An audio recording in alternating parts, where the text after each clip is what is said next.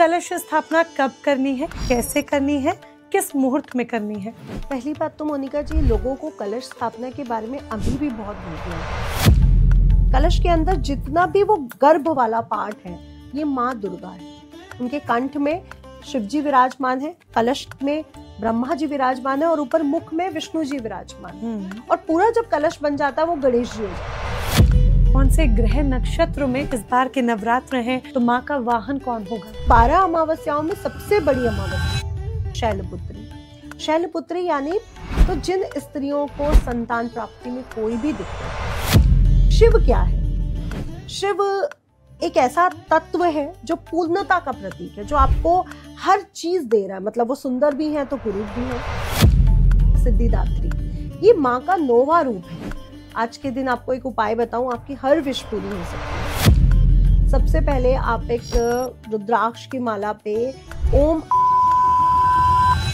की, जो अशोक आप लोग देख रहे हो, जो पार्क्स में लगे, जो सड़कों किनारे लगे, ये अशोक नहीं है। देखिए, घर में हर एक व्यक्ति प्याज लहसुन नहीं छोड़ता है नवरात्रों में, तो जिन घरों में प्याज लहसुन खाया जा रहा है वो क्या करें? अगर आप पूजा कर रहे हो, कलश स्थापना कर रहे हो, तो पहले हटाओ।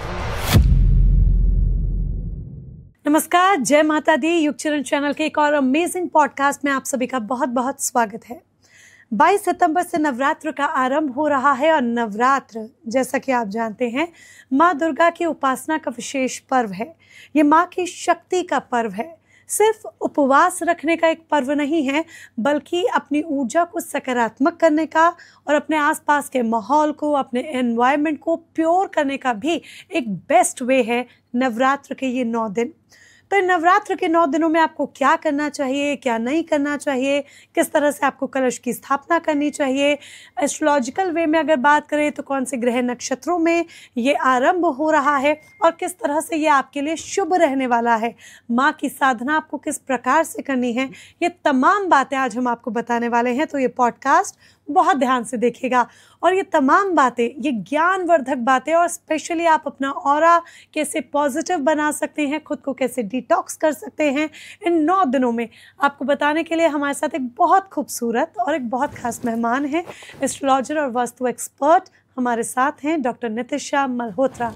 बहुत बहुत स्वागत है, वेलकम। Thank you Monika. बहुत खूबसूरत लग रही हैं आप। आप भी। Thank you so much. ये थोड़ा ऑरा ट्रांसफर हो रहा है।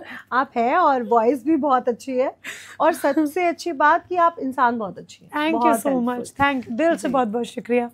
मैम, 22 तारीख से नवरात्र शुरू हो रहे हैं जी। तो सबसे पहले तो ये बताइए कि कौन से ग्रह नक्षत्र में इस बार के नवरात्र हैं, और हर बार हम कहते हैं माँ इस बार इस चीज़ की सवारी पर है, तो माँ का वाहन कौन होगा? जी, तो ये बहुत अच्छा क्वेश्चन है कि माँ का वाहन कौन होगा, क्योंकि इस बार माँ का वाहन आपको मेरी साड़ी से भी समझ में आ रहा है कि मैंने आज हाथी वाली साड़ी पहनी है। और मुझे पता था कि आज हम माँ पे बात करने वाले हैं। इस बार माँ हाथी पर सवार होकर आ रही है। तो जब भी सोमवार के दिन वो आती है, वो हाथी पर ही उनकी सवारी रहती है। और हाथी पर सवारी शांति का, सुख का, समृद्धि का प्रतीक है, क्योंकि हमारे पूर्वज भी हाथी को बहुत अच्छा मानते थे। गणेश जी का मुख हाथी से जुड़ा हुआ है, तो उस सवारी को इतना विशेष माना जा रहा है। जैसे कि हमने पंजाब वगैरह में भी देखा बाढ़ की स्थितियाँ, हिमाचल प्रदेश, अनाज का, किसानों का क्या हाल है। तो ये तो मुझे लग रहा है बहुत बड़ा आशीर्वाद माँ लेके आ रही है, कि ये वाला जो आशीर्वाद है कि अभी जो जितना भी किसानों के प्रति कितना कुछ हुआ, खेती के प्रति कितना हमें आपदाएं आई, तो अब उनको आशीर्वाद आ रहा है कि नहीं, अब तुम्हारी उपज अच्छी होगी आगे इन फ्यूचर। तो ये ब्लेसिंग लेकर के आ रही है हाथी पर विराजमान होकर के। और ये हमारे भारतवर्ष के लिए भी अच्छा है, क्योंकि अभी भारत की कुंडली में सितंबर में मंगल की महादशा लगने वाली है। चंद्रमा की महादशा खत्म होकर मंगल की, तो मंगल की महादशा में हाथी पर आना माँ का ये शांति को भी बनाए रखता है कि ठीक है, कुछ चीज़ें होंगी, प्राकृतिक आपदाएं आना या प्रॉब्लम्स होंगी, या पड़ोसी देशों से भी कुछ प्रॉब्लम्स आ सकती हैं, लेकिन हम लोग शांति बनाए रखेंगे।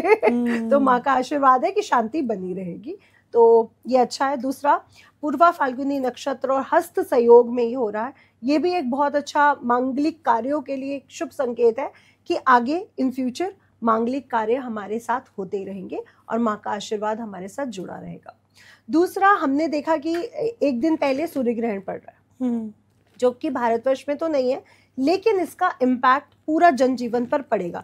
लेकिन ये ऑस्ट्रेलिया, नाइजीरिया कुछ जगह देखने को मिल रहा है, भारत में देखने को नहीं मिल रहा है। इसका भी एक आशीर्वाद है कि सूर्य ग्रहण तो पड़ रहा है, सरकार पर, अपना आत्मविश्वास पर, इन पिता की हेल्थ पर इम्पैक्ट डालेगा। लेकिन हाथी पर आना ये क्लियर हो गया कि भले ही कुछ प्रॉब्लम्स आए, राजनीति को लेकर के आए, पिता की हेल्थ को लेकर के आए, लेकिन वो शांति और प्रॉस्पेरिटी लेकर के आएंगे। तो कुछ प्रॉब्लम्स के बाद अगेन हम लोग प्रॉस्पेरिटी और शांति के साथ जुड़ जाएंगे। तो ये अच्छा एक सहयोग इस बार बन रहा है जो माँ के साथ जुड़ा हुआ है। और हमेशा अश्विनी मास की प्रतिपदा तिथि से ये शुरू होता है और शरद ऋतु से शुरू होता है।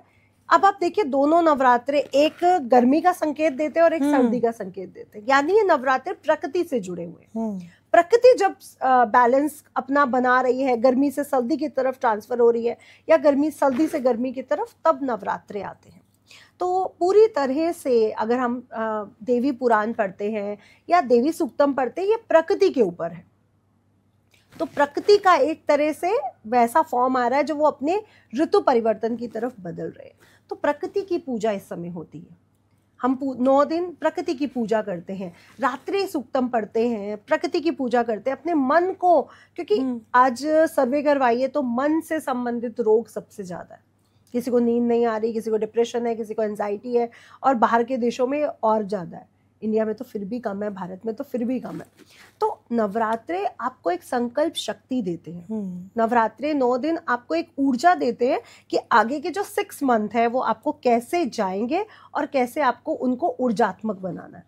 अब ऋतु परिवर्तन है, साइंस ये कहता है कि भोजन कम करो, ऋतु परिवर्तन हो रहा है, ऐसे कुछ गर्म चीजें लेनी शुरू करो, जैसे कि कुटू का आटा है, सिंघाड़े का आटा है, ये हमें गर्मी देता है।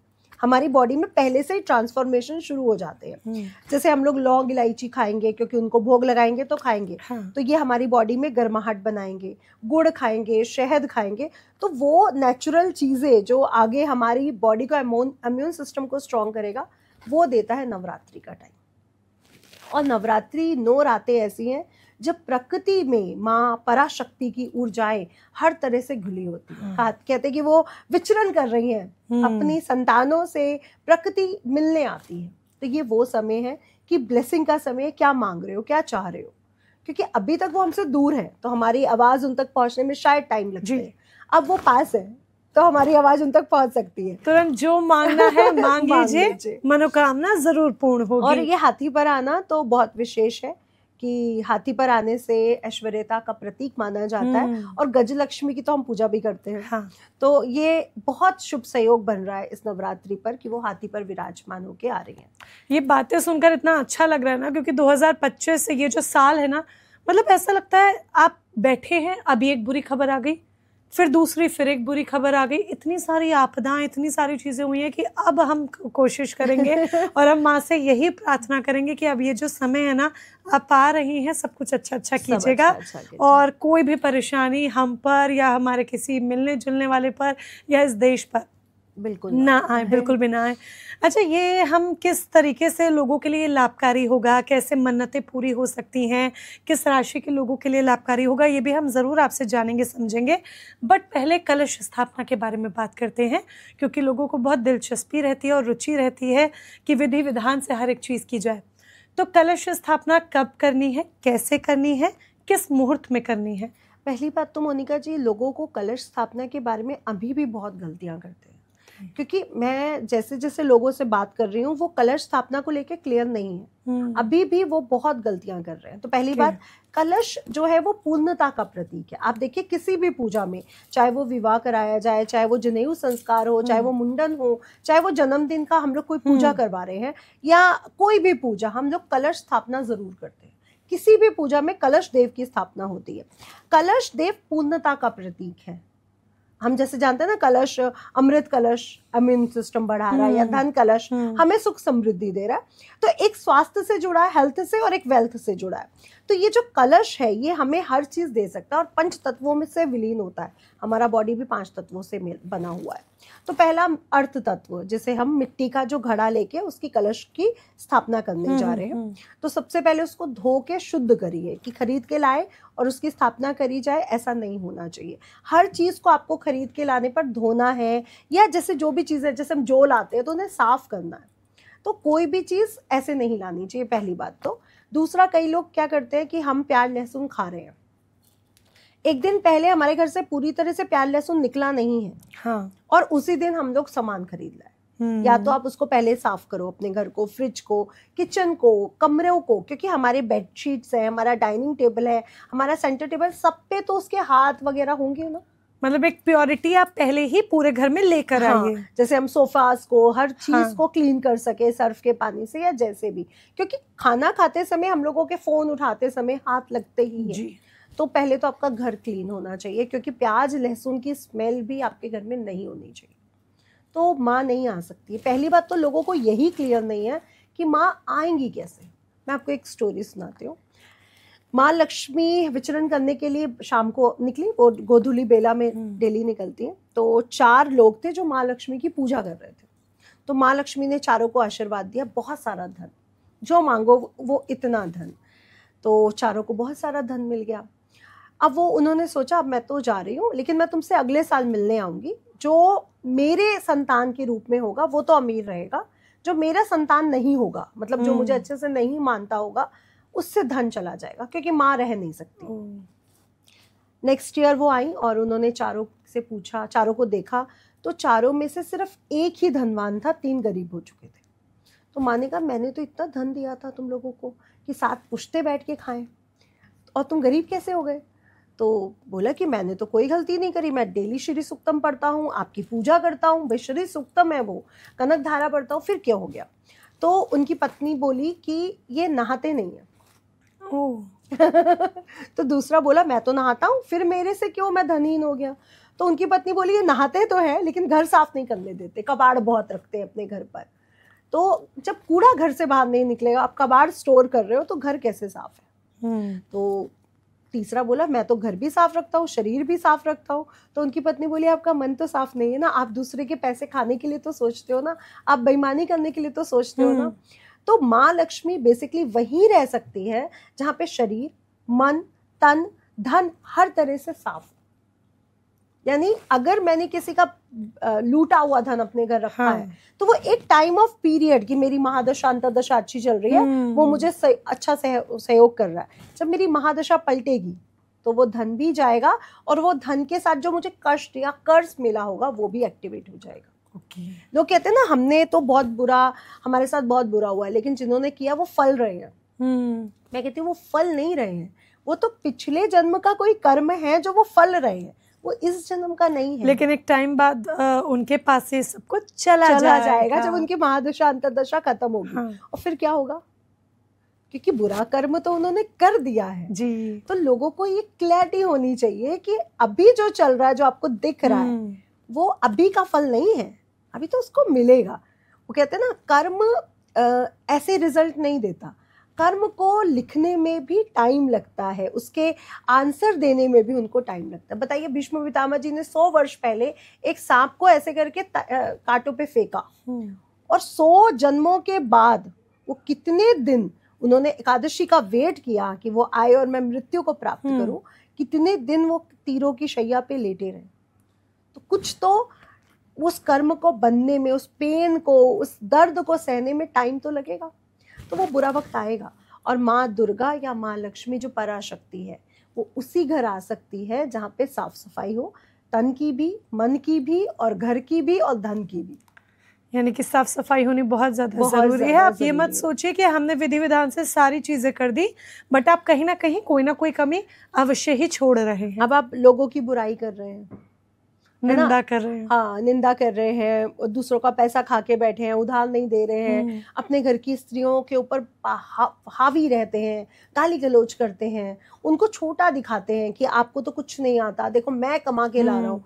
तो उस घर में माँ का आशीर्वाद कैसे प्राप्त हो सकता है? जहाँ पे सास बहू के साथ अच्छी नहीं है, बहू सास के साथ अच्छी नहीं है, या देवरानी जेठानी अच्छी नहीं है, क्योंकि देवरानी के लिए जेठानी पूजनीय है, और जेठानी के लिए भी देवरानी छोटी बहन की तरह लाडली होनी चाहिए। तो सब में प्यार होना जरूरी है। या तो आप मत रहो बड़े फैमिलीज में, आप न्यूक्लियर हो जाओ, लेकिन अगर आप रह रहे हो तो वो सारे हमारी वाइब्रेशंस तो सब जगह जाती है ना, तो आपको सारी वाइब्रेशंस कैलकुलेटिव होनी चाहिए। हम लोग अपनी जॉब में कितने कैलकुलेटिव हैं, हाँ, सैलरी में कितने कैलकुलेटिव हैं, बाहर शब्दों के लिए कितने कैलकुलेटिव है, घर पे हमें क्या हो जाता है?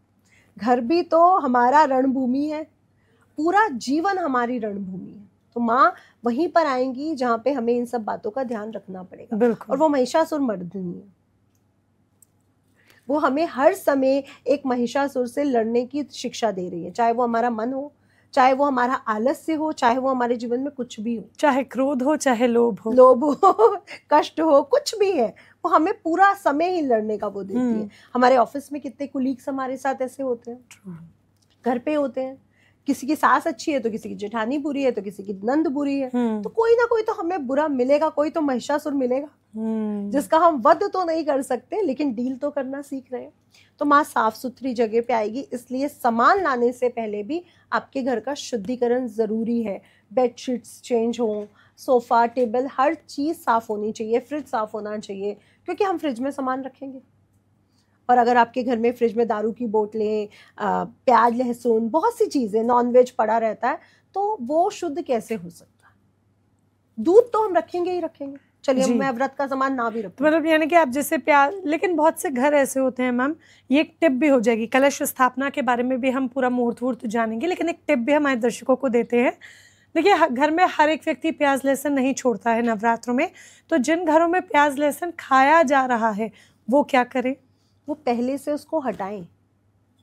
अगर आप पूजा कर रहे हो, कलश स्थापना कर रहे हो, तो पहले हटाओ उनको। और अमावस्या वाले बहुत दिन लोग नहीं ऐसे भी होते हैं जो 9 दिन में नहीं छोड़ते प्याज लहसुन, कलश स्थापना भी करते हैं और पूजन भी करते हैं। ऐसा नहीं होना चाहिए कि अगर आप कलश स्थापना कर रहे हो तो आप लहसुन प्याज नहीं छोड़िए, ये गलत है। अदरवाइज आप मत करो, कुछ भी मत करो। आपको माँ के मंत्र जाप करने हैं, दुर्गा चालीसा पढ़ना है, हनुमान चालीसा पढ़ना है, जैसे आप पूजा कर रहे हो वैसे करते रहो, लेकिन आप फिर कलश स्थापना नहीं कर सकते, ये गलत है। आप नियम फॉलो भी करना चाहते हो और वो भी अधूरे, तो ऐसा नहीं होगा ना। अगर हम लॉ कोर्ट में जाएंगे तो वहां के रूल्स होंगे, हम किसी ऑफिस जाएंगे तो वहां के रूल होंगे, हम किसी सरकारी ऑफिस जाएंगे तो वहां का अलग प्रोटोकॉल हो। माँ का प्रोटोकॉल बहुत स्ट्रांग है, अब वो फॉलो करना पड़ेगा। वो भोले बाबा नहीं है जो मान जाएंगे। ये माँ है, ये ममता में भी है, करुणा में भी है, लेकिन डंडा भी मारती है गलती होने पर। और वो संतान को पिटाई भी कर देती है कि अच्छा मैं तेरे को बताती हूँ, पिता तो बाद में आएगा, अब नंबर पूरे नहीं मिलेंगे। तो मैं कहूँगी माँ के प्रोटोकॉल को फॉलो करना पड़ेगा। माँ काली भी है, दुर्गा भी है और माँ स्कंद माता भी है, तो माँ के प्रोटोकॉल फॉलो करने पड़ेंगे। लेकिन अमावस्या पे जो लोग सफाई करते हैं ना, ये गलत करते हैं। अमावस्या पितरों का सर्व पितृ अमावस्या बहुत बड़ी अमावस्या होती है। इस दिन पितरों के निर्मित सब कुछ दान किया जाता है। उसी दिन आप चादरें धो रहे हो, उसी दिन घर में झाड़ू जाले उतर रहे हैं, गलत है। फ्रिज साफ हो रहा है, आपको सर्व पितृ अमावस्या के पहले ही सफाई कर लेनी है। जैसे धनतेरस पर हम सफाई नहीं कर सकते ना, उससे पहले कर लेते, उससे पहले ही कर लेते, वैसे ही सर्व पितृ अमावस्या पे जो गलतियां आप कर देते हो, क्योंकि अमावस्या पर कभी भी अपने घर से गंदगी नहीं निकालनी चाहिए, क्योंकि द्वार पे तो हमारे पितृ खड़े हैं। तो जब पितरों को आप गंदगी दे रहे हो तो पितृ कैसे प्रसन्न होंगे जी? और पितृ प्रसन्न नहीं हुए तो देवी कैसे प्रसन्न होगी? और देवी प्रसन्न नहीं हुई तो ये तो पराशक्ति है, ये तो देवियों की भी देवी है जी, तो ये कैसे प्रसन्न होगी? तो पहली बात तो अमावस्या वाली गलती बिल्कुल ना करें, पहले घर का शुद्धिकरण करें, क्योंकि अमावस्या पे भी आपको प्याज लहसुन नहीं खाना चाहिए। वो 12 अमावस्याओं में सबसे बड़ी अमावस्या, एक दिवाली की बहुत विशेष होती है और एक सर्वपितृ अमावस्या। तो प्याज लहसुन हमें पहले प्रतिप्रदा से नहीं छोड़ना है, हमें अमावस्या से छोड़ना है। अब जो लोग ड्रिंक करते होंगे वो कहते हैं हमें तो 9 दिन अब तो पीने को मिलेगी नहीं, तो हम एक दिन पहले जरूर पिएंगे, लेकिन वो गलत कर रहे हैं। आप भले ही पूरा साल पियो, लेकिन सर्वपितृ अमावस्या पे कभी मांस मदिरा का सेवन नहीं करना चाहिए। और बहुत से ऐसे परिवार हैं जो इस समय मांस मदिरा का सेवन नहीं करते, हाँ, श्राद्ध के समय नहीं करते हैं और नहीं करना चाहिए। कई लोग तो प्याज लहसुन भी छोड़ देते हैं, तो नहीं करना चाहिए। फिर आपकी सफाई हो गई, शुद्धिकरण हो गया, सामान आया। अब आपका सामान को निकालिए, धोइए, अच्छे से उनको रखिए। ऐसा नहीं कि सुबह आप चीज़ें धो रहे हैं, क्योंकि सुबह हमारे पास टाइम कम होता है और मुहूर्त बहुत छोटा होता है। तो 22 तारीख को जो मुहूर्त है वो 6:09 से 8:06 तक है, और 11:44 से 12:36 तक है। तो मुहूर्त हमारे पास 2 हैं और शॉर्ट पीरियड आ रहा है, तो सारी तैयारी आपको रात को कर लेनी है। अब सुबह उठे आपने चौकी लगाई, नहा धोकर सूर्य देवता को जल दिया, हल्दी वाला जल छिड़किए अपने घर में, गंगा जल छिड़किए, गोमूत्र छिड़किए, गुलाब जल छिड़किए, जिससे आपका घर पूरा शुद्धिकरण की से भर जाए। उसके बाद आप चौकी लगाइए जो धुली हुई हो, ऐसा नहीं कि बस निकाल के लाए और लगा दी, उसको भी गंगा जल से धोना है। जो भी चीज है वो गंगा जल से शुद्ध होनी चाहिए। फिर आपने कपड़ा बिछाया, अब कपड़ा हम लोग नया लाके बिछाते हैं, लेकिन वो जहाँ से आ रहा है वहां पे भी तो उठा पटक उसको रखा गया होगा, कुछ गंदे हाथ लगाए उसे भी धोना है, उसे धोए नहीं, उससे भी गंगा जल छिड़क दीजिए। उसके बाद आपने अष्टकमल बनाना है, फिर कलश की स्थापना होगी। कलश में पहले गंगा जल, फिर जल, लौंग, इलायची, हल्दी की गांठ, चांदी का सिक्का और सुपारी, ये रखना जरूरी है, 5 चीजें। अब ये जो कलश है, कलश के अंदर जितना भी वो गर्भ वाला पार्ट है, ये माँ दुर्गा है। उनके कंठ में शिव जी विराजमान है, कलश में ब्रह्मा जी विराजमान है और ऊपर मुख में विष्णु जी विराजमान है। और पूरा जब कलश बन जाता है वो गणेश जी हो जाते हैं। तो पंच देव भी हैं उसमें, पंच तत्व भी हैं। देखिए अर्थ तत्व हमने लिया, आप कई लोग पीतल चांदी का भी लेते हैं, वो भी ले सकते हैं, मिट्टी का भी ले सकते हैं। अर्थ तत्व जल तत्व हो गया। अब जो पत्ते हैं, जो पंच पल्लव है, वो बहुत विशेष है। अब लोग क्या कहते हैं कि आम के पत्ते लाते हैं और पंच पल्लव पूजा करते हैं। पहले तो 5 पल्लव अलग होते थे जो बहुत विशेष होते थे। पंच पल्लव में आम के पत्ते, पीपल, गूलर, बरगद और पलाश के, ये 4 पत्ते होने चाहिए। लेकिन 4 पत्ते नहीं मिलते तो किसी एक भी पत्ते को आप 5 पत्ते बना के लगा सकते हैं, यानी इसमें से कोई भी एक ले लीजिए। तो आम का इजिली मिल जाता है कि आम की खेती भारतवर्ष में बहुत है तो आम के पत्ते मिल जाते हैं। अदरवाइज पीपल और बरगद को भी आप लगा सकते हैं। लेकिन कई बार क्या होता है, शनिवार नहीं पड़ा तो हम पीपल के पत्ते नहीं तोड़ सकते, क्योंकि पीपल के पत्ते आप डेली हाथ नहीं लगा सकते, सिर्फ सैटरडे उन्हें हाथ लगाया जाता है, क्योंकि सैटरडे उनमें लक्ष्मी जी और विष्णु जी का वास है, और दिन उनमें लक्ष्मी जी और विष्णु जी का वास नहीं है। तो आम के पत्ते लगाए जाएं। अब लोग क्या करते हैं, अशोक के पत्ते लगाते हैं। पहली बात तो मैं ये कह दूं कि जो अशोक आप लोग देख रहे हो, जो पार्क्स में लगे हैं, जो सड़कों किनारे लगे, ये अशोक नहीं है। ये अशोक का एक डुप्लीकेट है, एक क्लोन है। और अगर आप इसका बॉटनिकल नेम देखोगे तो फॉल्स अशोक है, इसका बॉटनिकल नेम है। तो वो अशोक नहीं है, क्योंकि अशोक का पेड़, अगर सीता जी अशोक के पेड़ के नीचे विराजमान थी तो ये वाले अशोक के पेड़ क्या छाएं देते हैं भाई? धूप, अगर आप किसी गार्डन में बैठ जाओ तो धूप सुबह शुरू होगी यहाँ से और यहाँ तक मेरे ऊपर पड़ेगी, राइट? तो जो अशोक के पेड़ आज हम देख रहे हैं, वहां पे अगर सीता जी बैठी होंगी तो वो तो धूप में काली हो जाएंगी, उनको तो टैन हो जाएगा, वो बीमार पड़ जाएंगी।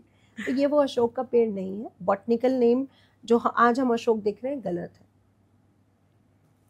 तो जैसे जैसे जगह चेंज हुई ना, वैसे वैसे वृक्षों पर भी असर पड़ा है। जैसे कश्मीर में उगने वाली चीजें बेसिकली कश्मीर की नहीं है। बहुत सी ऐसी जगह हैं जहाँ पे जो आज जिन नामों से उन्हें जाना जाता है वो वहाँ के है ही नहीं। वो वहाँ पे ट्रांसप्लांट एक तरह से किए गए। तो ये अशोक वो अशोक नहीं है, इसलिए अशोक के पत्ते यूज नहीं करने हैं। ये मैं सबको राय दूंगी कि पंडित जी कह रहे हैं अशोक के पत्ते ले आइए, ये गलत है। ये अशोक वो अशोक नहीं है। अगर आप उनका बॉटनिकल नेम ढूंढोगे तो आपको मिल जाएगा। अब पंचपल्लव हमने लगाए, उसके ऊपर फिर आप एक सकोरा रखते हो जिसपे अनाज रखते हो। तो जो पत्ते हैं ये वायु तत्व का प्रधान है, और ये जो आपने सकोरा जिसमें अनाज रखा ये आकाश तत्व का प्रधान है। फिर इस पे हम एक नारियल कपड़ा लपेट के रखते हैं, और नारियल पे भी हम लोग स्वास्तिक ओम बनाते हैं, और कलश पर भी या तो श्रीम लिखते हैं या स्वास्तिक बनाते हैं या ओम लिखते हैं। और मैं तो तीनों उसमें बना देती हूँ, क्योंकि बन जाते हैं। कलश पे एक जगह स्वास्तिक बन गया, एक जगह ओम बन गया और एक जगह श्रीम बन गया। फिर कलश की स्थापना पर नारियल की स्थापना होती है। ये पूरा आकाश तत्व बैलेंस हो जाते हैं, 5 तत्व। अब इनको स्नान करवाया जाता है। इन पे फूल माला, जनेऊ, तिलक, चंदन, फूल, धूप बत्ती दिखाना, अगरबत्ती दिखाना और भोग रखना, ये सब किया जाएगा, क्योंकि ये पूर्णता का प्रतीक है कि ये आपके जीवन में पूर्णता को लेके आता है। फिर उसके साइड में आपकी खेतरी बीजी जाती है, यानी राइट हैंड साइड कलश की स्थापना होगी, लेफ्ट हैंड साइड आपकी खेतरी बीजी जाती है, जो लोग खेतरी बीजते हैं। और बीच में माँ की प्रतिमा को हम विराजमान कराते हैं, अगेन अष्टदल पर। अष्टदल कमल चावलों को हम लोग रात को रंग लेते हैं लाल या पीले रंग से, हाँ। हल्दी से रंग लिया या फूड कलर से रंग लिया या रोली से रंग लिया, उसका अष्टकमल बनाते हैं। अष्टकमल मतलब चावल की ढेरी रखी और 8 उसकी कमल की वो पंखुड़ियां बना दी, उसके ऊपर माँ की मूर्ति को विराजमान करते हैं। फिर उनका अभिषेक, स्नान इत्यादि रहता है। फिर उनको पूरी तरह से हम श्रृंगार करते हैं, उनको सजाते हैं, इत्र लगाते हैं, चंदन रोली से उनका तिलक करते हैं। श्रृंगार करने के बाद इत्र लगा के उनको वहाँ पे विराजमान कर दिया जाता है। और जो लोग खेतरी बीजते हैं या ज्वारे बीजते हैं वो भी मिट्टी का कलश ही लें, और कई लोग अलग अलग भी करते हैं और कई लोग एक साथ भी करते हैं, उसी परात में ज्वारे भी बीज देते हैं और बीच में कलश स्थापना भी करते हैं। तो जैसे आपके घर में होता है वैसे करें, लेकिन कलश आपके दाहिने हाथ में होना चाहिए, ये बात का विशेष ध्यान रखें। अगर ये जो हमने कलश स्थापना की, इसके आगे भी क्या विधि है पूरी? हाँ, उसके बाद मिट्टी हमने डाली और हमने जवारे बीजे। जवारे के लिए आप ध्यान रखिए उसको 2-3 घंटे पहले भिगो जरूर दीजिए, क्योंकि हमारे पास ज्यादा दिन तो है नहीं, 8 ही दिन है। 9वें दिन उनका विसर्जन होता है या अष्टमी पे भी कुछ लोग उसका विसर्जन करते हैं। तो पहले कुछ घंटे पहले सुबह जब आप उठे हो, नहाया धोया, तो वो चौकी स्थापना में और सब चीजें करने में टाइम लगता है हमें, तो आप पहले ही ज्वारे भिगो दो। कई लोग रात को ही भिगो देते हैं, वो गलत करते हैं, पहले भिगोना है। हाँ, क्योंकि अमावस्या चल रही है ना, तो उससे पहले कर दीजिए। हाँ, नहीं पहले नहीं करना चाहिए। कई लोग रात को भिगोते, कई लोग कहते हैं रात को भिगो दो, अच्छा, वो नहीं करना, ये गलत करते हैं। आपको सुबह ही आधा 1 घंटा जो भी टाइम लग रहा है सूर्य पूजा में या घट स्थापना में, आपको जो भी टाइम मिला 45 मिनट्स, आप तब भिगो, रात को मत भिगो। बहुत गलती करते लोग कि हमारी ना खेतरी बहुत सुंदर है इसलिए मैं रात को भिगो दूं। रात में आप नहाए हुए नहीं हो, है ना, आप पूरी तरह अमावस्या का ओरा चल रही है, आप उसको कैसे भिगो सकते हो? तो ये गलती मत करिए। और उसके बाद आपने खेतरी बीजनी है, उसके बाद अखंड ज्योत। अखंड ज्योत बहुत ज़रूरी है, क्योंकि अगर आप दुर्गा सप्तशती बार बार पढ़ रहे हैं तो अखंड ज्योत का बहुत नियम है। और जो लोग अखंड ज्योत जलाते हैं वो कहते हैं हमारे अपने जीवन में अखंड संपत्ति, अखंड आयु, अखंड प्रॉस्पेरिटी को लेकर के, कि जिसका कोई खंडन ना कर सके। आप जो भी विश कर रहे हैं तो अखंड ज्योत जरूर जलाइए। और मैं तो जैसे पीताम्बरा जी की साधका हूँ, तो मैं एक साइड देसी घी का दीपक जलाती हूँ और एक साइड सरसों के तेल का, क्योंकि माँ की पूजा में हम लोग सरसों के तेल का प्रयोग करते हैं। लेकिन देसी घी का अखंड ज्योत जरूर जलती है, चाहे मैं नवरात्रों में उनकी पूजा करूँ या कभी भी उनकी पूजा करूँ। तो मैं 2 ज्योत जलाती हूँ और कई लोग 1 जलाते हैं। तो देसी घी की जलनी चाहिए, गाय के देसी घी की। लेकिन अगर आपके पास गाय का देसी घी नहीं है और आप चाहते हो कि मेरे पास इतना पैसा भी नहीं है, तो आप सरसों के तेल की, तिल के तेल की दीपक भी जला सकते हो। ये आपकी श्रद्धा होनी चाहिए।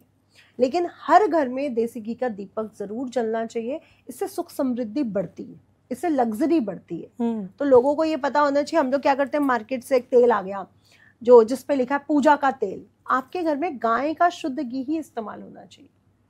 तो गाय का दूध लो, मलाई से उसको घी को निकालो, तब आती है सुख समृद्धि। कुछ मेहनत किए बिना कुछ नहीं मिलने वाला, और लोगों को ये समझ नहीं आता।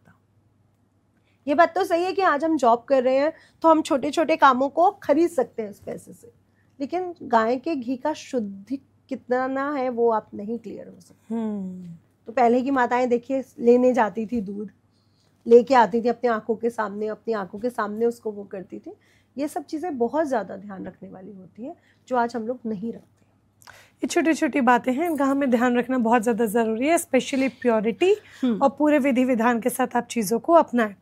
मैं एक और चीज़ आपसे जानना चाहूँगी, माँ के 9 रूपों को भी हम डिस्कस करेंगे, बट इसका एक वैज्ञानिक रीज़न क्या होता है? आध्यात्मिक रीज़न हम जानते हैं, समझते हैं कि माँ की उपासना करनी चाहिए, सकारात्मकता आती है, और आपने भी बहुत खूबसूरती से उसे अभी वर्णन भी किया। वैज्ञानिक दृष्टिकोण क्या है इन 9 दिन के नवरात्र के पीछे? देखिए, अगर हम वैज्ञानिक वो देखें तो मौसम का परिवर्तन हो रहा है। गर्मी से आप सर्दी की तरफ बढ़ रहे हैं, ठीक है? तो जब ऋतु परिवर्तन होगा, कुछ भी ब्रह्मांड में कुछ भी अगर परिवर्तित हो रहा है तो उसका असर हमारे शरीर पर पड़ेगा। अगर वहाँ पे वो इतने फॉर्म में हो रहा है तो हमारे शरीर में वो इतने फॉर्म में पड़ता है। तो ऋतु परिवर्तन हमारे शरीर पर वैज्ञानिक रूप से परिवर्तन डाल रहा है, मतलब हमारे इम्यून सिस्टम को कमजोर कर रहा है। और देखिए, व्रत का संकल्प लिया जाता है ना, कि आपको भोजन कम करना है या ऐसी चीजें लेनी है, आपको पर्टिकुलर चीजें बताई जाती है, जैसे सिंघाड़े का आटा लो, कुट्टू का आटा लो, लौंग जरूर लो, इलायची लो, इस समय पान खाओ, कुछ चीजें हमें क्लियर, गुड़ खाओ, शहद खाओ। और ये हमारे सेहत के लिए उतनी जरूरत है, क्योंकि अब हम कमजोर पड़ रहे हैं, हमारा फिजिकल बॉडी कमजोर हो रही है, और वो आगे सर्दी को झेल पाएगी या नहीं, ये भी तो देखिए। आज हमारे पास बहुत प्रसाधन है कि हम लोग वो ब्लोअर चलाते हैं, हाँ। हीटर चलाते हैं, लेकिन पहले तो नहीं हुआ करते थे। पहले तो उतने गर्म कपड़े भी नहीं होते थे लोगों के पास जितने आज है, कि हम लोग पर डे चेंज कर रहे होते हैं। पहले तो लोगों के पास कुछ शॉल्स हुई गर्म, या कुछ लोइयां, क्योंकि हमारे घर के जेंट्स लोई ओढ़ते थे, तो बस उससे काम चलाते थे। तो हमारा इम्यून सिस्टम स्ट्रांग होना चाहिए, और विज्ञान या आयुर्वेद ये पूरी तरह से हमारे इम्यून सिस्टम से जुड़ा हुआ है, पूरी तरह से। क्योंकि अगर आप आयुर्वेद देखते हो, हर एक चीज, आपको लगता है कद्दू, आपको लगता है कुंदरू, परवल, कटहल नहीं खाना, या तरोई नहीं खानी, या ये नहीं खाना, वो सब कुछ हमारे इम्यून सिस्टम से जुड़ा हुआ है। ऋतु की सब्जियां और ऋतु फल सब हमारे इम्यून सिस्टम से जुड़ा हुआ है। देखिए, जब गर्मी होती है तो आम आते हैं, सर्दियों में नहीं आते। सर्दियों में नहीं आते। और सर्दियों में क्या आता है? संतरा, विटामिन सी। क्योंकि हमारी बॉडी में सर्दियों में सबसे ज्यादा कमी किसकी होती है? विटामिन की। तभी धूप में बैठते जाती है लेडीज विटामिन डी लेने, और तब सबसे ज्यादा विटामिन कम होते हैं। और जब गर्मियां आती हैं तब सबसे ज्यादा ऐसी चीजें कम होती है जो हमारी बॉडी में प्रोटीन को वो करती हैं। तो तब हमें विटामिन बहुत चाहिए, अब हमें प्रोटीन्स बहुत चाहिए। तो अब देखिए, सब हैवी चीजें आएंगी, ड्राई फ्रूट है ना, हम लोग ऐसी चीजें खाएंगे जैसे ज्वार का आटा, जो प्रोटीन हमें बहुत उसमें देगा। और सर्दियों में दालों की वो बहुत बढ़ जाती है खपत। गर्मियों में हम लोग सब्जियां बहुत खाते हैं, इस समय दालों की खपत बढ़ती है, तो वो हमें प्रोटीन बहुत अच्छा देती है। तो हमारी बॉडी में उस नवरात्रे में हम लोग विटामिन की वो करते हैं, और इस नवरात्रे में प्रोटीन। तो बैलेंस बिठाना बताता है भगवान भी, विज्ञान भी, और आयुर्वेद भी। यानी कि सृष्टि को पूरी तरीके से बैलेंस करने का ये पर्व है, माँ के ये 9 पर्व, माँ के ये 9 दिन, जो इसे हम नवरात्र कहते हैं। अब नवरात्र की बात कर रहे हैं, 9 दिन, यानी कि माँ के 9 रूप बचपन से हम सुनते आए हैं, पढ़ते आए हैं। सिर्फ 9 दिन नहीं है, ये 9 दिन और 9 रात्रियां मिक्स है। हाँ। इस समय 24 घंटे मिक्स है, कि आपका जो 24 घंटे का जो दिन है, चाहे वो रात है चाहे वो सुबह है, ये पूरा समय माँ आपके आसपास है। उनकी यक्षनियां, उनकी योगनियां आपके आसपास है। तो आप जितना क्रियाशील रहते हो उतना अच्छा है। क्योंकि माँ के रूपों की भी अगर हम बात करेंगे तो वो शिव को प्राप्त कर रही है। शिव क्या है? शिव एक ऐसा तत्व है जो पूर्णता का प्रतीक है, जो आपको हर चीज दे रहा है। मतलब वो सुंदर भी है तो कुरूप भी है, वो भोले हैं तो वो भैरव भी है, वो अगर शमशानवासी है तो वो हिमालय पर उनका कैलाश में उनका परिवार भी है, घर भी है। तो वो बैलेंस बिठाने का प्रतीक है। वो चंद्रशेखर भी हैं, और वो बिल्कुल अघोरी रूप में भी है, कि नग्न अवस्था में भस्म रमी हुई है, और वो चंद्रशेखर भी है। तो उनको प्राप्त करना कितना मुश्किल होगा, जो बैलेंस है। आपने देखा है कि तांत्रिक कहते हैं, कि हम लोग कहते हैं कि तांत्रिक मांस भी खा जाते हैं, मल भी खा जाते हैं, ये भी खा जाते हैं। मैं कहती हूँ वो खा नहीं जाते, वही सब में है और उनमें ही सब है। तो आपको जो दिख रहा है ये आपका पॉइंट ऑफ व्यू है, वो खा नहीं रहे हैं। मैं ही शिव और शिव ही मैं हूं, तो पूरी प्रकृति ही तो मैं हूं, और मैं ही तो प्रकृति हूं जी। तो जो प्रकृति में जो चीज है वो बुरी या अच्छी कैसे हो सकती है? तो शिव हमें ये सिखाते हैं कि प्रकृति में जो भी चीज है वो अच्छा या बुरा नहीं है, वो सब आप हो, सब आपके अंदर है। और हमें एग्जाम्पल मिलता है ना, ब्रह्मा जी ने सृष्टि बनाई तो राक्षस भी उन्होंने बनाए, असुर भी उन्होंने बनाया, और देवता भी उन्होंने बनाया, और मनुष्य भी उन्होंने बनाया, और जानवर भी उन्होंने बनाए। यानी क्रिएटिविटी हो रही है तो माइंड में तो सब है। बिना आपके माइंड में हुए क्या आप किसी चीज को क्रिएट कर सकती हैं? अगर आपको रोटी के बारे में नहीं पता है तो आप रोटी भी क्रिएट नहीं कर सकती। गलती से इन्वेंशन हो जाए तो हो जाए, अदरवाइज नहीं कर सकती। तो ब्रह्मा जी के पास भी वो सारी ऊर्जाएं थी ना, तभी उन्होंने सृष्टि को अलग अलग टाइप्स का क्रिएट किया। प्रेत भी यही है, भूत भी यही है, यक्ष भी यही है, और सारी एंटिटीज, चाहे वो जिन जिन्नात हो, वो सब यही है। तो भोले बाबा को प्राप्त करना आसान नहीं है। और माँ दुर्गा या माँ पार्वती क्या है, वो पूरी तरह से, आप उनको देखिए, श्रृंगार भी है। हाँ। वो आपने उनको कभी बिना श्रृंगार के नहीं देखा। इनफैक्ट ब्रह्मचारिणी रूप को भी हम देख रहे हैं ना, तो वो बिल्कुल मेंटेन है व्हाइट साड़ी में, तिलक उनके मस्तक पे लगा हुआ है, बाल उनके अच्छे से बंधे हुए हैं। तो अगर उनको सिंप्लिसिटी के साथ भी दिखाया गया तो मेंटेन दिखाया गया। वो अधिष्ठात्री देवी है पूरे ब्रह्मांड की, तो वो मेंटेन है। वो अपने आप को हमेशा सुंदर, गोरे रंग से भरी हुई, सुंदरता का प्रतीक सबसे ज्यादा कहा जाता है कि वही सुंदर है। तो वो पूरी तरह से मेंटेन है। वो शिव देखते हैं वो मेंटेन नहीं है, वो अघोरी भी हैं, वो भैरव भी हैं, और वो चंद्रशेखर भी हैं। तो माँ पार्वती के लिए उनको प्राप्त करना क्या आसान था? एक हिमालय की पुत्री होकर, एक मनुष्य रूप में जन्म लेकर शिव को प्राप्त करना बहुत मुश्किल था। और वो 108 जो उनके जन्म रहे, क्योंकि 108वें जन्म में उन्होंने शिव को प्राप्त किया, वो हर जन्म में शिव को प्राप्त तो कर रही हैं बट खो दे रही हैं। पार्वती एक ऐसा जन्म है जो पूरी तरह से पूर्णता का प्रतीक है। पर्वत राज की पुत्री पूर्णता का प्रतीक मानी गई है, और वो वैभव का प्रतीक भी है, उनके साथ वैभव भी जुड़ा है। तो जो नवदुर्गे की पूजा कर रहे हैं वो क्लियर है कि वो आपके साथ शक्ति तो जुड़ी है महिषासुर का मर्दन करने की, लेकिन आप वैभव के साथ भी जुड़े हो, जबकि शिव वैभव के साथ नहीं जुड़े हुए। शिव आपको कुछ भी दे सकते हैं, लेकिन दुर्गा जी आपका एग्जाम लिए बिना आपको कुछ नहीं दे सकती। अच्छा, आपने स्कूल में देखा होगा जेंट्स टीचर थोड़े पोलाइट होते हैं जी, लेडीज टीचर बिल्कुल पोलाइट स्ट्रिक्ट होती है ना। तो बहुत माँ दुर्गा एक लेडी टीचर की तरह स्ट्रिक्ट भी है, और शिवजी वही जेंट्स टीचर की तरह पोलाइट है। माँ दुर्गा की हम बात करें, भगवती की बात कर रहे हैं, तो हम एक एक कर माँ के 9 रूपों का यहाँ पर वर्णन करेंगे हमारे व्यूअर्स के लिए स्पेशली, और उन्हें बताइए कि रोजाना उन्हें किस तरीके से पूजा करनी है और माँ के इन रूपों को कैसे प्रसन्न करना है। तो शुरुआत माँ शैलपुत्री के साथ। जी, तो जैसे कि हम नाम सुन रहे हैं शैलपुत्री, शैलपुत्री यानी एक शैल राज है, पर्वत राज है, उनकी पुत्री। यहाँ पे संतान का नाम उनके पिता से लिया जा रहा है। जैसे जब मैं पैदा हुई होंगी, मेरा नाम नहीं रखा गया होगा, तो मुझे मेरी मदर या फादर के नाम से वो किया जाए, ये उसकी बेटी है। आपको भी कहते हैं ना, ये उसकी बेटी है, उसकी पत्नी है। तो जब संतान पैदा होती है तो एकदम से उसका नाम नहीं रखा जाता, उसको पिता के नाम से जाना जाता है। ये उनका वो रूप है जो बहुत छोटा है। हम इस रूप को समझे तो 2-2.5 साल का या 5-6 साल की एक बच्ची है, और ये बच्ची पूरी तरह से शुद्धता का प्रतीक है। और इन्होंने देखिए सफेद रंग के वस्त्र पहने हुए हैं, बैल पर अस्वार है वो। और बैल क्या है, वो उसके पास माइंड नहीं है कि क्या डिप्लोमेसी है, क्या पॉलिटिक्स है, क्या है। वो बिल्कुल स्ट्रेट फॉरवर्ड है। बच्चे भी स्ट्रेट फॉरवर्ड होते हैं, आपको जो भी बोलना, आंटी आप अच्छे लग रहे हो या आंटी आप नहीं अच्छे लग रहे हो, वो बोल देती है। तो यहाँ पे उनका स्ट्रेट फॉरवर्ड रूप है। और ये संतान का रूप है जब बच्चे खेलने वाले होते हैं, जब बच्चे चीजों को समझ रहे होते हैं, प्रकृति को समझ रहे होते हैं। और यहाँ पे तो प्रकृति ही प्रकृति को समझ रही है, तो क्या निराला रूप है। तो इनको घी, देसी घी का भोग जरूर लगाएं, इनको बहुत प्रिय है। सफेद रंग के हल्के रंगों का वस्त्रों का प्रयोग करें, बहुत जरूरी है।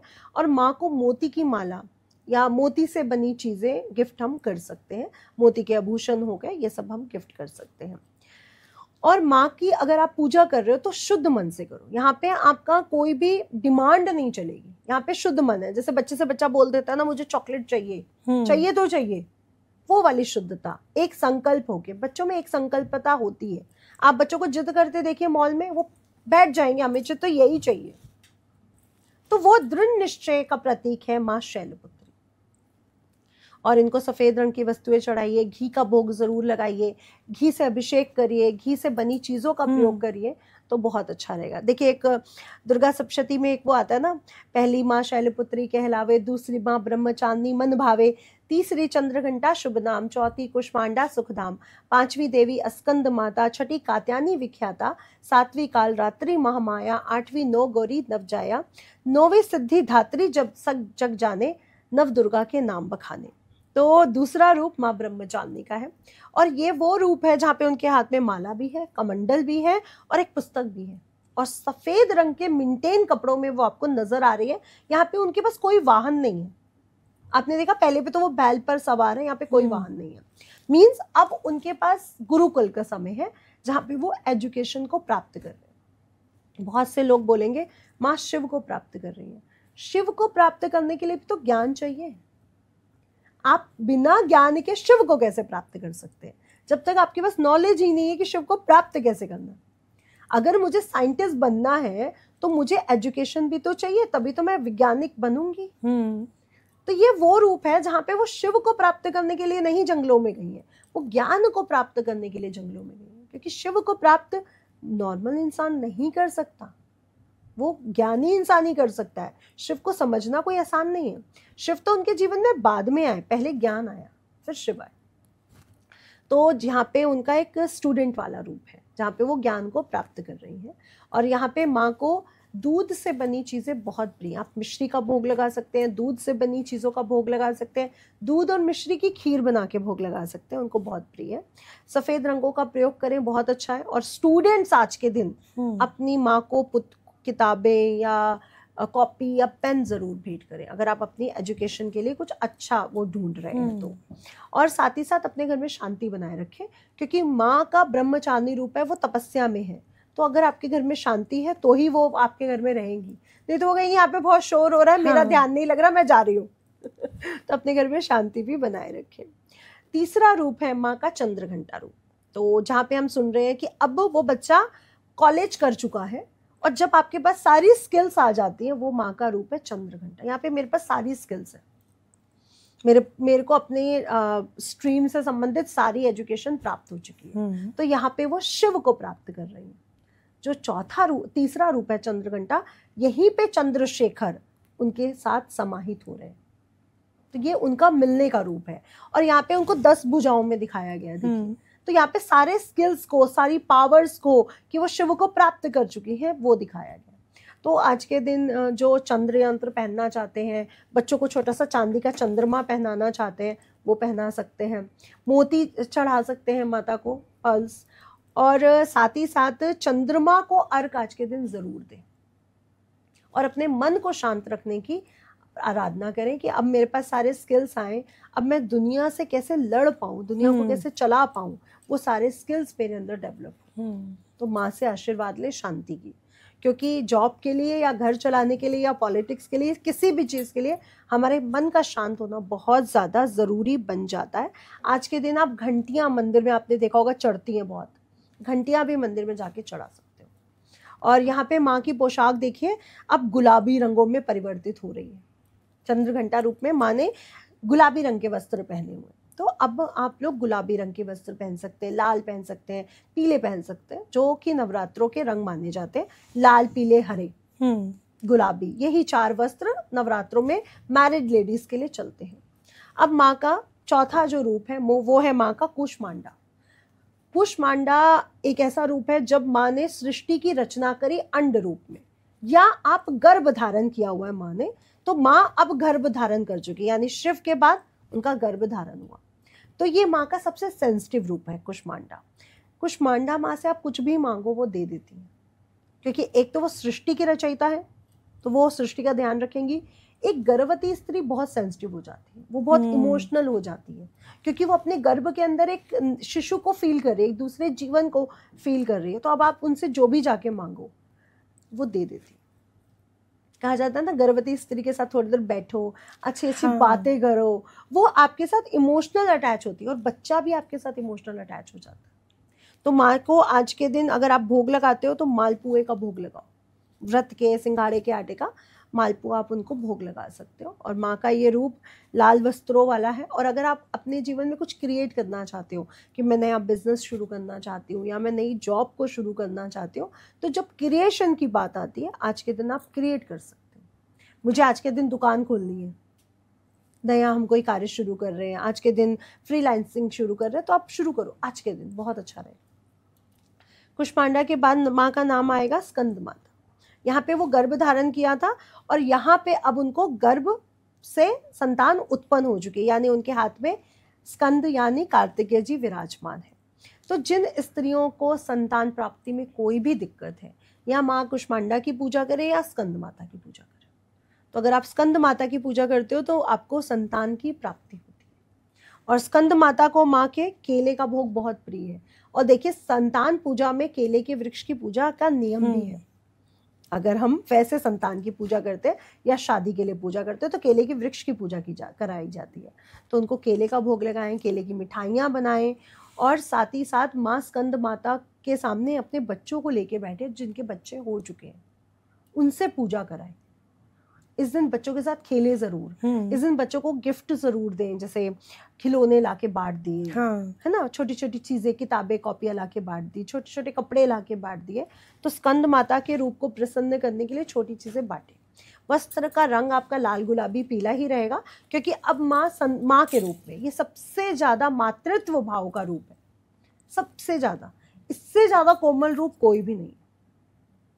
तो जो लोग स्कंद माता को मना लेते हैं जल्दी से, उनसे भी माँ बहुत जल्दी प्रसन्न हो जाती है। स्कंद माता के बाद आएगा माँ का कात्यायनी रूप, छठा रूप। ये बहुत विशेष है। अब वो शिव को भी प्राप्त कर चुकी हैं, पावर्स भी हैं उनके पास, और संतान भी उनको उत्पन्न हो चुकी है, तो उनकी श्रेष्ठता बढ़ चुकी है। आज के दिन जिनको भी दाम्पत्य जीवन में प्रॉब्लम हो, किसी भी रिश्ते में प्रॉब्लम है, सास के साथ नहीं बनती है, मदर के साथ नहीं बनती है, माँ को शहद का भोग लगाए, लाल श्रृंगार का सामान चढ़ाए। दाम्पत्य जीवन में जिनको परेशानी है, माँ को लाल चुनरी, लाल साड़ी, श्रृंगार का सामान चढ़ाना बिल्कुल ना भूलें। माँ बहुत जल्दी प्रसन्न होंगी। माँ कात्यायनी एक ऐसा रूप है, अगर आपका विवाह नहीं हो रहा, आपका विवाह करा देंगी। अगर आपका विवाह में मैरिड लाइफ प्रॉब्लम चल रही है, वो दूर हो जाएगी। इनफैक्ट डिवोर्स केस चल रहा है और आप चाहते हो कि ये हट जाए, वो भी आप दूर कर सकते हो और आपका दोबारा पुनः मिलन हो सकता है। ये इतना पावरफुल रूप है माँ कात्यायनी का। तो जो लोग डिवोर्स चल रहे हो, नहीं लेना चाहते, वो माँ कात्यायनी की आज के दिन पूजा करें, पक्का आपका डिवोर्स रुक जाएगा, अगर कुंडली में नहीं है। अब माँ कात्यायनी के बाद जो अगला रूप है वो है माँ कालरात्रि का। कालरात्रि रूप आप देखते हो कि वो गधे पर बैठी हुई है और उनके बाल बिखरे हुए हैं पूरी तरह से। अब आपको लग रहा है ये रौद्र रूप है, उनके हाथ में खड़ग भी है। नहीं, ये रौद्र रूप नहीं है। ये शत्रु का नाश करने के लिए माँ ने रूप धारण किया है कि अगर मेरे बच्चों को किसी ने सताया तो उसकी पिटाई निश्चित है। वो कहते हैं ना, स्कूल में कोई भी बात हुई तो माँ पहुंच जाती है टीचर से बात करने कि मेरे बेटे को कल किसने मारा। तो कालरात्रि रूप बेसिकली बहुत सौम्य है हमारे लिए, लेकिन हमारे शत्रुओं का नाश होता है। तो जो लोग शत्रुओं से बहुत ज़्यादा परेशान है, वो माँ कालरात्रि की पूजा करें, रात्रि 10 बजे के बाद करें, और अगर हो सके तो कालरात्रि को गुड़ का भोग जरूर लगाएं, वो बहुत जल्दी प्रसन्न हो जाएंगे आप। तो 8वां जो रूप है वो महागौरी का है, जहाँ पे वो गौर वन में पूरी तरह सुसज्जित है, जहाँ पे वो संपन्न परिवार को दिखा रही है, यानी आपके परिवार की पूर्णता को दिखाती है। तो जो लोग अपने परिवार को संपन्न करना चाहते हैं, पूर्ण करना चाहते हैं, संतान से भी, धन से भी और संपन्नता से भी, वो माँ गौरी की पूजा जरूर करें। आज के दिन उन्हें नारियल का भोग लगता है और ये संपूर्णता का प्रतीक है, इसलिए संपूर्ण काम करें, यानी आज के दिन काम को अधूरा ना छोड़े, कोई भी कार्य अधूरा ना करें। उनको वस्त्र भेंट करें, लाल रंग के आभूषण भेंट करें, मेहंदी भेंट करें, ये उनको बहुत प्रिय है। अगला जो रूप है माँ सिद्धिदात्री, ये माँ का 9वां रूप है और सभी अष्ट सिद्धियां, 9 निधियां सब देने वाला है। देखिए, माँ शैलपुत्री से संतान रूप से ये वृद्धा रूप तक है। जब कोई नानी दादी बन जाता है तो उसके पास जो भी प्रॉपर्टी है, जो भी गोल्ड है, वो देने के लिए तैयार होता है कि ये मेरे पोते का, ये मेरे दोते का है ना, अब मैं जाने वाला हूँ तो मैं सब देने को तैयार हूँ। तो माँ सिद्धिदात्री आपका वो रूप है जो सब कुछ देने के लिए तैयार बैठा है। चाहे आप ज्ञान मांग लो कि मुझे ये समझ नहीं आ रहा, नानी ये एडवाइस दो या दादी ये एडवाइस दो, देती है ना वो। अच्छा, मुझे दिक्कत हो रही है, अच्छा तू मेरा गोल्ड ले ले या मेरी प्रॉपर्टी ले ले, तू बिजनेस शुरू कर। तो ये वो रूप है, आप जो मांगोगे वो आपको देंगी। तो जो लोग अष्टमी पूजते हैं, मैं उनसे रिक्वेस्ट करना चाहूंगी, माँ सिद्धिदात्री को जरूर पूछो। ये सब तरह की सिद्धियां, नवनिधियां आपको प्रदान कर सकती हैं इसलिए। और इस बार जो सिद्धिदात्री जो नवरात्र है वो बुधवार को पड़ रहा है, तो बुधवार को खेतरी विसर्जन नहीं किया जाता कई जगहों पर, जैसे मेरे घर में ही नहीं किया जाता। अगर खेतरी उस दिन पड़ जाए तो बुधवार को नहीं होगी, ये फिर दशमी को सुबह होगी। और जो इसका जो मुहूर्त रहेगा वो 6:30 बजे से लेके 8:30 बजे तक रहेगा। वैसे तो हर काम ब्रह्म मुहूर्त में कर डालो, यानी सुबह जब सूर्योदय हो रहा हो तो आप ब्रह्म मुहूर्त में कर सकते हो, अदरवाइज 6:30 से 8:30 और फिर 11:50 से 12:52 के अंदर, तब भी आप कर सकते हो। लेकिन दशमी तिथि लग जाएगी, इसलिए अगर हो सके तो सुबह कर दिया जाए तो बहुत अच्छा रहेगा, तो ज्यादा अच्छा रहेगा, क्योंकि इस बार 10 नवरात्रे पड़ रहे हैं और 3rd नवरात्र और 4th, तृतीया तिथि और चतुर्थी तिथि डाइवर्ट हुई है, यानी 2 दिन तृतीया भी पड़ रही है और 2 दिन चतुर्थी भी पड़ रही है। तो तो इस बार नवरात्रि 10 हो गए हैं। लोगों को ये भी परेशानी है कि अब 8 के 8 दिन व्रत रखना पड़ेगा, फिर नवमी पूजी जाएगी और फिर दशहरा आएगा। तो दशहरा इस बार 2 अक्टूबर को मनाया जाएगा और ये विजयदशमी है। इस दिन माँ ने महिषासुर का नाश किया है। तो जितनी भी हमारे जीवन में बुराइयां हैं उनको आज के दिन खत्म कर देना चाहिए। आज के दिन आपको एक उपाय बताऊं, आपकी हर विश पूरी हो सकती है। आज के दिन शमी का वृक्ष अपने घर में जरूर लाएं। ये बहुत से उसमें देखा जाता है, लेकिन ऐसे नहीं लाया जाता। आप नवमी वाले दिन वृक्ष लेने जाएं, उनसे बोलो कल मैं आपको लेने आऊँगा, उसकी पेमेंट वगैरह आप कर दो, ठीक है। और फिर दूसरे दिन आप लेने जाओ। जब आप लेने जाओगे तो धूप अगरबत्ती जला के ही उनको लाओगे। फिर अपने घर में लाने से पहले गेट के बाहर उन पे जल छिड़किए, उनके पैरों को मतलब चरणों को स्पर्श करिए पौधे का, फिर अंदर लाइए, फिर उसको पश्चिम दिशा में लगाइए, फिर जल छिड़किए, अभिषेक करिए, काला वस्त्र उन पे चढ़ाइए, तिलक लगाइए और उनको भोग दीजिए तिल के लड्डुओं का। और फिर आप मांगिए मेरा घर बन जाए, मेरा प्रमोशन हो जाए, मेरी जॉब सेट हो जाए। आप जो मांगोगे आपको मिलेगा, सारी मनोकामनाएं पूर्ण हो जाएंगी। आज के दिन शमी के वृक्ष की पूजा होती है। पूरा साल करके देखिए, सैटरडे के सैटरडे कई लोग करेंगे, कई लोग रेगुलर करेंगे, लेकिन करके देखिए आपकी विश पूरी ना हो जाए तो कहिएगा। जिनका घर नहीं बन पाया उनका घर पक्का बन जाएगा। ये बहुत अच्छा उपाय है, हमारे व्यूअर्स जरूर कर देखिए। जो भी मन में मन्नत है, जो मांगे बैठे हैं, इस तरीके से कीजिएगा, अवश्य लाभ की प्राप्ति होगी। मंत्रों की बात करेंगे क्योंकि मंत्रों में बहुत शक्ति होती है। तो इन 9 दिन हम किन मंत्रों का जाप करें जो भक्त को फलदायी भी रहे, उसके जीवन में सकारात्मकता भी लेकर आए? तो सबसे पहले मंत्र बताने से पहले मैं आपको कहूँगी कवच, दुर्गा कवच जरूर पढ़ें, जिसमें आपके एक एक अंग का नाम आता है और उनसे संबंधित देवी जो उसकी रक्षा कर रही हैं। जैसे थोड़ी की माँ देवी ये है, दांत की माँ देवी ये है, तो कवच पहले जरूर पढ़ें। उसके बाद अर्गला स्तोत्र, अर्गला स्तोत्र सबको पढ़ना चाहिए। फिर कीलक स्तोत्र। तो ये 3 स्तोत्र आपने पहले पढ़ने। लेकिन आपको पता है कि दुर्गा सप्तशती तो कीलित है, क्योंकि दुर्गा सप्तशती एक ऐसी पुस्तक है या ऐसा ज्ञान का भंडार है जो आपको धन, समृद्धि, सुख, यश, लाभ सब कुछ दे सकती है। तो दुर्गा सप्तशती वैसे तो पूरा साल लोगों को पढ़नी चाहिए, लेकिन नवरात्रों पे जरूर पढ़नी चाहिए। ये कीलित है। अब इसको तोड़ा कैसे जाए, इसका स्फटिक कैसे लगाया जाए? सबसे पहले आप एक रुद्राक्ष की माला पे ओम ऐं क्लीं क्लीं चामुंडाय विचे, जो दुर्गा जी का निर्वाण मंत्र है, वो करें। फिर दुर्गा कवच करें। और जब आप निर्वाण मंत्र करें तो पहले जल लें, सिक्का लें कि मैं दुर्गा सप्तशती का पाठ करने जा रही हूँ और ये मंत्र का पाठ करने जा रही हूँ। फिर वो माँ के सामने छोड़े, या मैं 9 दिन करूँगी या मैं 10 दिन करूँगी, जो भी आपका संकल्प रहे, या पूरा साल करूँगी, ठीक है। उसके बाद आपने माला करी, फिर आप करोगे कवच कि मेरे शरीर की रक्षा हो। मैं हूँ तभी तो पूजा है, तभी तो माँ है, तभी तो साधना है। मैं नहीं हूँ तो कुछ भी नहीं है। तो पहले कवच, फिर अर्गला स्तोत्र। अर्गला स्तोत्र और कीलक स्तोत्र में कोई गलती नहीं होनी चाहिए। माहवारी में आप नहीं कर सकते हो, शुद्ध नहीं हो तो नहीं कर सकते हो, रिलेशनशिप में गए हो तो नहीं कर सकते हो, प्याज लहसुन खाया तो नहीं कर सकते हो। तो शुद्धिकरण का आपको विशेष ध्यान रखना है। पूरा साल में भी अगर आप कर रहे हो तो आप नहा के अच्छे स्वच्छ कपड़े पहन के तो ही करोगे ये पूजा। बाल भी इनफैक्ट धुले होने चाहिए अगर आप ये कर रहे हो तो। और नवरात्रों में जब आप पूजा करने बैठे तो बाल बंधे होने चाहिए, ये बात का ध्यान रखें। मतलब हमारी चोटी बंदी होनी चाहिए, ताकि जब हम पूजा करें तो उस ऊर्जा का पूरी तरह संचलन हमारी बॉडी के अंदर भी हो। बाल खुले होंगे तो वो ऊर्जा विलुप्त हो जाएगी, हमारी बॉडी में भी वो पूरा संचलन हो, यानी हमारी कुंडलिनी जागृत हो सके। फिर कीलक स्तोत्र के बाद आपने अध्याय पढ़ने, या तो आप 13 अध्याय पूरे पढ़ लो, या फिर पहला दिन पहला अध्याय पढ़ा जाता है काली जी का। दूसरे दिन जो अध्याय पढ़ा जाता है वो दूसरा, तीसरा, चौथा होता है, ये माँ सरस्वती का। और फिर आता है तीसरे दिन 5वां, 6वां, 7वां, 8वां, 9वां, 10वां।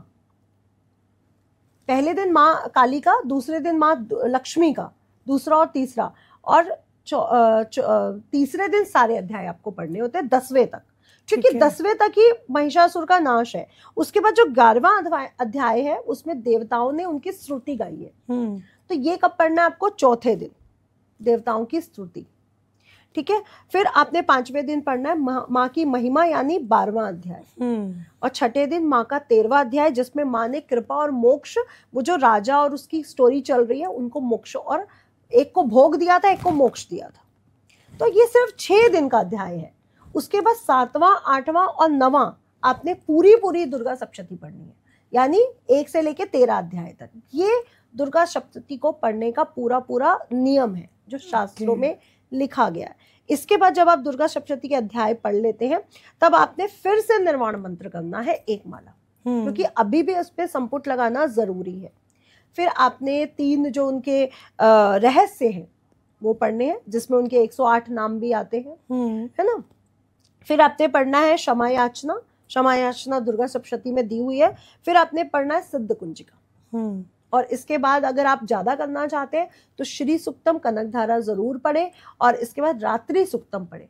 मोनिका जी, आप जानती हैं कि लोगों में आज अगर आप सर्वे करो तो लोगों को नींद की सबसे ज्यादा प्रॉब्लम जी पूरी दुनिया में, भारत से ज्यादा तो पूरी दुनिया में। हमारे शास्त्रों में, देवी पुराण में रात्रि सुक्तम भी लिखा गया है, यानी प्रकृति का एक ऐसा रूप जो आपको निद्रा तक ले जा सकता है। यानी जब श्री हरि विष्णु भी निद्रा में गए हैं, जो अभी वो निद्रा में चल रहे हैं, तभी तो शिव जी, गणेश जी सब सृष्टि को संभाल रहे हैं, तो भी वो रात्रि सुक्तम पढ़ रहे हैं। ठीक, उन्होंने उनसे आशीर्वाद लिया था प्रकृति से कि मुझे रात्रि सुक्तम का आशीर्वाद दो ताकि मैं शयन में जा सकूं। यानी जो निद्रा काल है, जो शयन काल है, वो हमारी ऊर्जाओं के लिए बहुत जरूरी है, ताकत देता है हमें।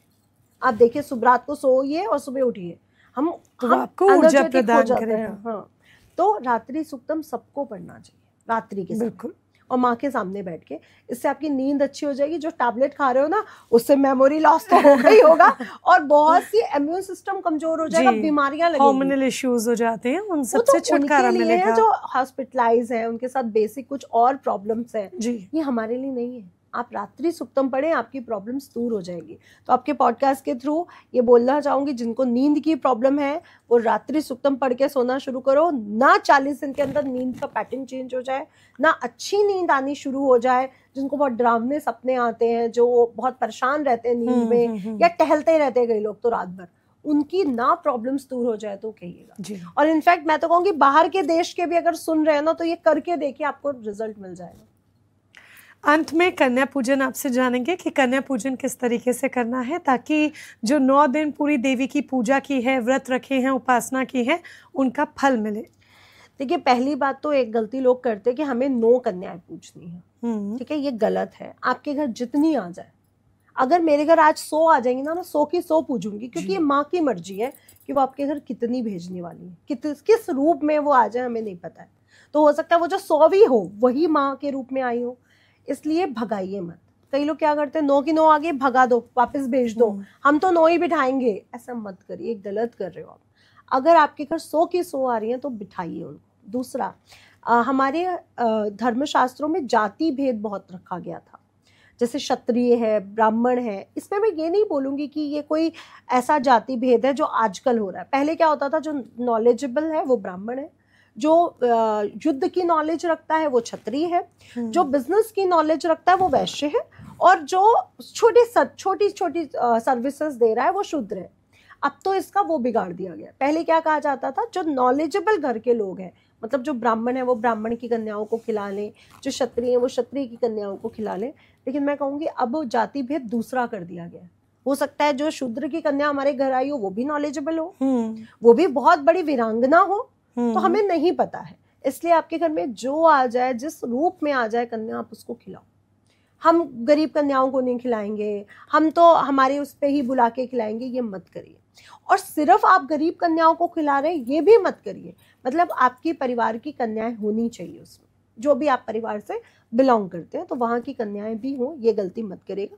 फिर कन्याओं को नहलाया तो जा नहीं सकता, लेकिन अभिषेक जरूरी है, तो उनके पैरों का अभिषेक करिए। तो उनको पैरों का अभिषेक करके अपने घर में लाइए, अच्छे से विराजिए, उनको बोलिए विराजो आप मेरे घर में।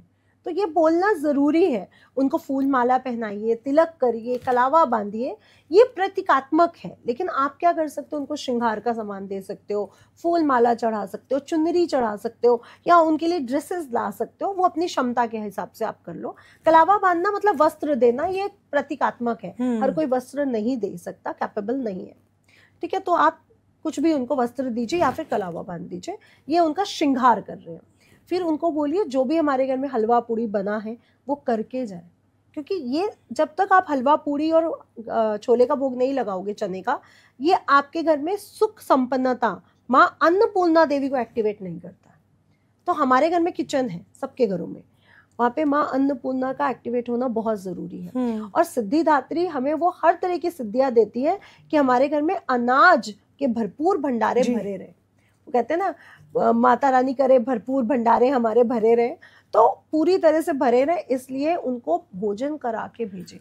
साथ में दक्षिणा भी जरूर दे, लेकिन कन्या भोज के साथ अगर हो सके तो स्त्रियों को भी भोजन कराएं। यानी आप 7 सुहागने खिला सकते हो, 5 सुहागने खिला सकते हो, जो आपकी घर की हो या आस पड़ोस की हो, उनको भी खिला के भेजें। लेकिन अगर आप कन्या भोज कर रहे हो, कामवाली से लड़ रहे हो, अपनी सास से लड़ रहे हो, अपनी नंद से लड़ रहे हो, या अपनी बहू को पीड़ित कर रहे हो, तो ऐसी कन्या भोज मत करिए। फिर तो कन्या भोज करना आपके लिए और बुरा हो जाएगा, क्योंकि माँ भी आई और माँ आपकी वो देख भी गई कि ये अंदर चल रहा है और मुझे बुला के मेरी पूजन कर रहे हैं।